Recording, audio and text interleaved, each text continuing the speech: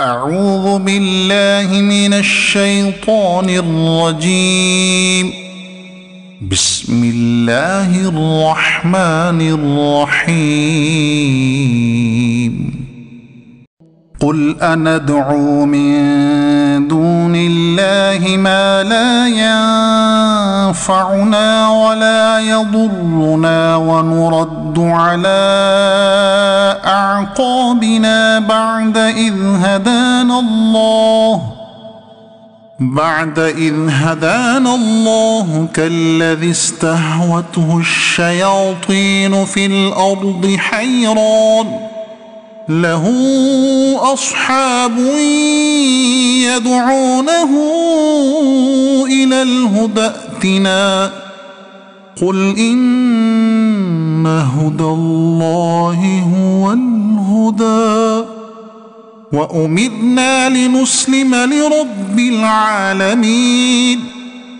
وأن أقيموا الصلاة واتقوه وهو الذي إليه تحشرون وهو الذي خلق السماوات والأرض بالحق ويوم يقول كن فيكون قوله الحق وله الملك يوم ينفخ في الصور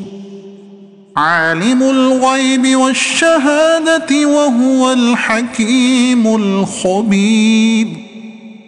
وإذ قال إبراهيم لأبيه آزر أتتخذ أصناما آلهة إني أراك وقومك في ضلال مبين وكذلك نري إبراهيم ملكوت السماوات والأرض وليكون من الموقنين فلما جن عليه الليل رأى كوكبا قال هذا ربي فلما أفل قال لا أحب الآفلين فلما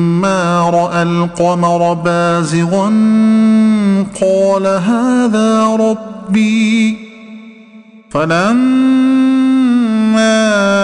أفل قال لئن لم يهدني ربي لأكونن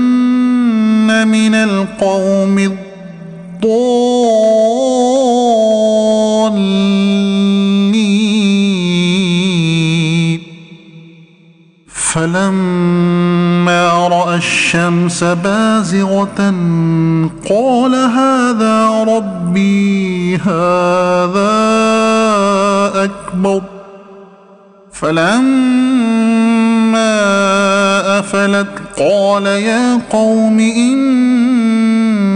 بريء مما تشركون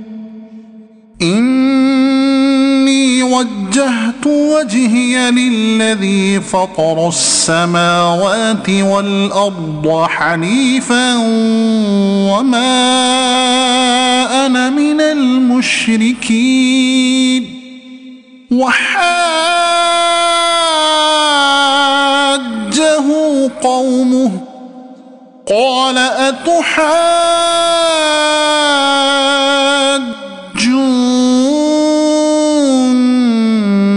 في الله وقد هدان